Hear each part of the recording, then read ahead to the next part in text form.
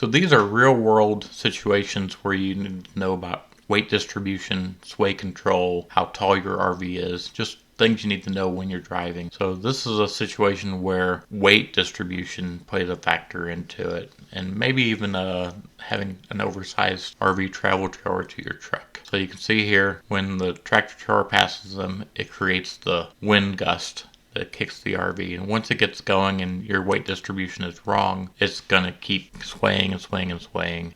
In this situation, you almost can't do anything about it. Brake control, hitting it may not fix it, but you can see here that they have a bike rack on the back, and chances are they might even have a bunk bed on the back, and with the bunk bed they're throwing stuff on it. So in this situation, they probably have the bike rack with hundreds of pounds back there. They have their stuff in the front, and weighing your RV with stuff in the back and in the front is a major combination for disaster when it comes to sway control, because this thing just wants to kick. It's pulling in the back because of the weight, it's pulling in the front because of the weight, and it just keeps kicking back and forth.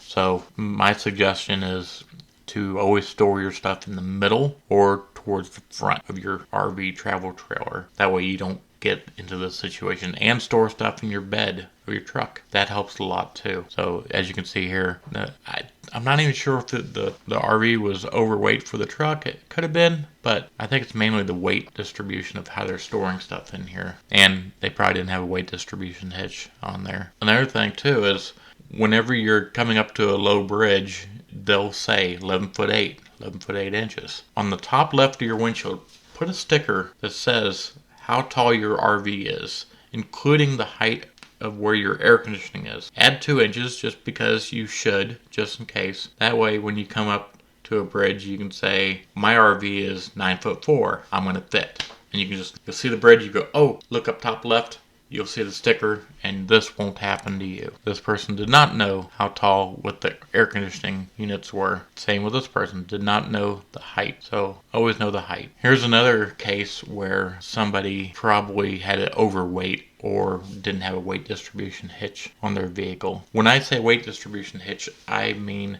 you should have one with a built-in sway control. What that is, that's a friction bar set. So your bars that come back that hook up to the travel trailer are a friction bar. They rub against the bar that it's holding onto. And what this does is it makes the weight distribution work, and it's a friction set. So it's 2-in-1.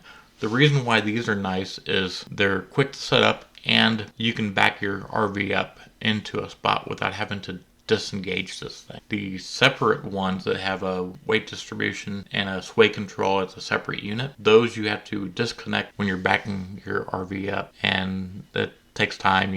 Depends on what the situation is. It just not an easy task to do. But you can see here, I think this one was overloaded, or they didn't have a weight distribution hitch / sway control on their truck. So once it gets going, it goes. Again, overweighted. Make sure that your truck can handle the weight of the travel trailer. We're coming back to the height issues. Bridges are marked. They're required to be marked how high that bridge is. But gas stations may not be marked. So this is a tricky situation where you may not know how tall that gas station is. Well, if you are questioning it, stop before we even get to there, because you don't want this to happen to you, your truck, your travel trailer, and it crushes down the entire side of the truck. Very dangerous. So make sure you know how tall your travel trailer is, and if you're even questioning coming up to a gas station, don't do it. Stop and go to somewhere else. Go to if you have a big rig, go to where tractor trailers go. So that's the information I'm giving you right now for this. Mainly, know your height of your travel trailer, including the air conditioners, and make sure you have a good weight distribution / sway control hitch on your RV. I have some of my websites that will show you what really works for, at least in my situation, what really worked for me, and hopefully it'll work for you too. And I'll leave that link in the description. So hopefully this will help you out, and you won't be in these kind of situations.